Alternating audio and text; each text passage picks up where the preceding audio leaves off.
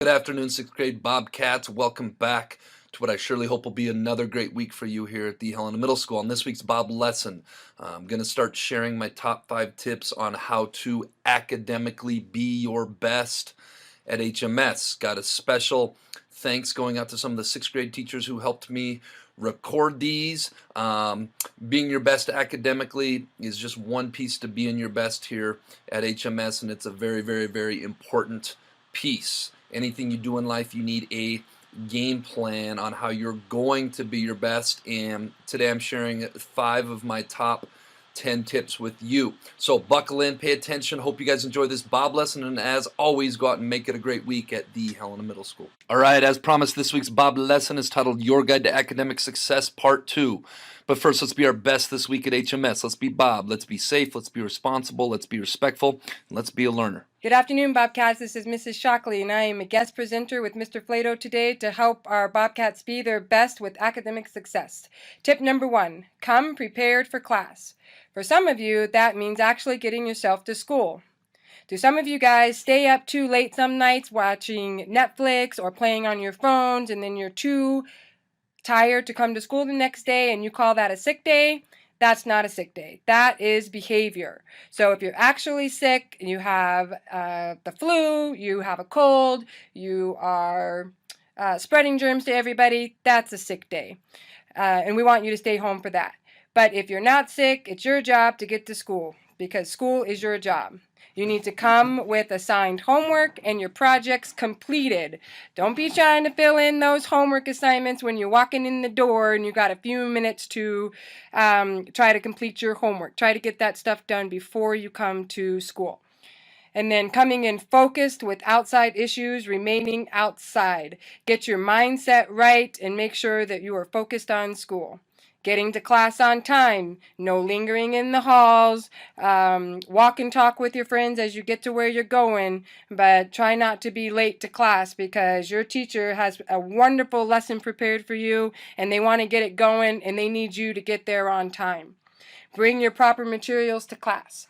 Thinking a step ahead if you have a crazy logistical schedule. If you've got one class on one end of the building and you've got another class on the other end of the building, you might not have time to stop at your locker in between every class. So plan ahead, bring your materials, and make sure you get to class on time.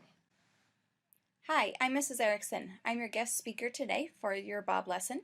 Tip number 2 is be an active listener. You have 2 ears and 1 mouth for a reason.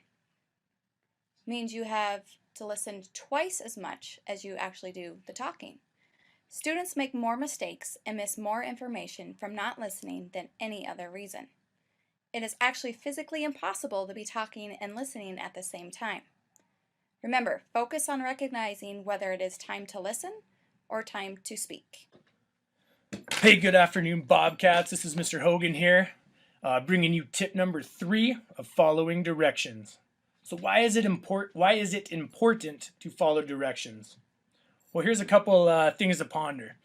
What would happen if you play your favorite game without any rules? Well, the game would not work, and I'm sure all of you have been there. When everyone doesn't know the rules, the players get frustrated. And it's even more frustrating for the people who know the rules or have listened to the rules and are trying to play by the rules when everybody else is breaking them. So that's very frustrating. Or what would happen if you took a road trip to California without any directions? I bet most of you could go the correct direction, but it might take you forever to get there, as you will probably not follow the best route to California. Believe it or not, your teachers don't speak just to hear themselves talk. All right, we try to lay down the rules for the game. We want to give you a map to California. We want to lay down the rules for you to be successful. We want to lay down a map for you to be successful. So if you listen to directions and you follow the directions, you will be more successful. This is Mr. Hunthausen, a guest for Mr. Flato. He's got this organized for me. Tip number 4, be organized. Use an assignment notebook. You all know what that red book is. Every Monday we fill it out. Write down assignments as soon as they are assigned, along with due dates and instructions. Do not save homework for the last minute. Procrastination is not good. Don't let that lazy bone take over. My kids know what that is. Today is 10/6/16, and you are viewing this lesson next week, Monday or Tuesday. As I said, Mr. Flato is super organized. Keep your lockers neat, tidy, and organized. The locker on the left looks pretty organized. The locker on the right, I see far too many of those as I walk down the hall. Now, I carry a black bag with me home every day, and sometimes I forget what I have to do that night. I just remember I have something to do, so I unload it. I unload parts of it, and I get reminded of what I need to do. So whatever works for you, stay organized, be organized. All right, Mr. Flato back here. Thank you, sixth grade teachers, for helping me out. Here is tip number 5. Do all of your work.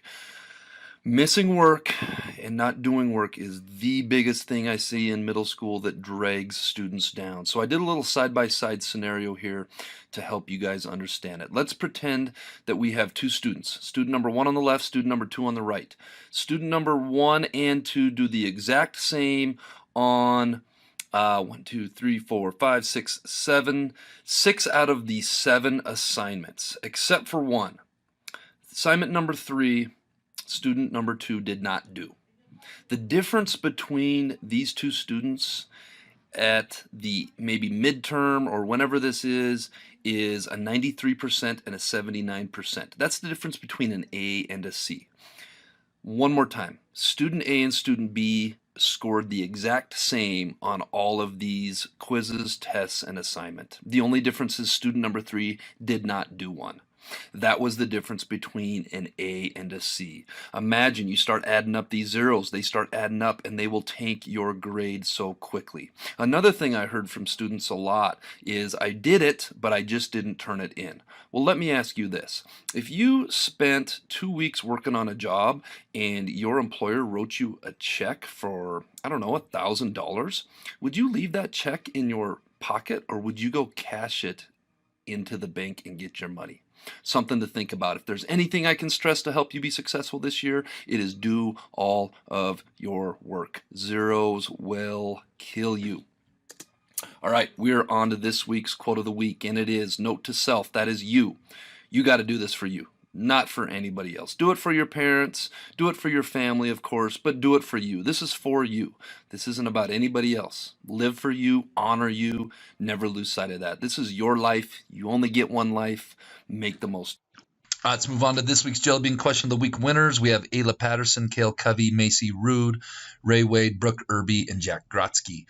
The correct answer was name. I forget the names in it, but so-and-so is the name of so-and-so's sister. It was so hard and so easy at the same time. I will be the first to admit I did not get it myself. So congrats to all the first 6 correct answer winners. All right, this week's Jelly Bean Question of the Week. What single letter should be added to the beginning of 8 to make it heavy? 8 heavy, first letter. You know the answer. Submit your answer. Get it turned in by the end of the week. Make sure it's legible. Make sure you have your first and last name on there so I can reward the winners properly the following week. All right, Bobcats, let's make it a great week at the Helena Middle School.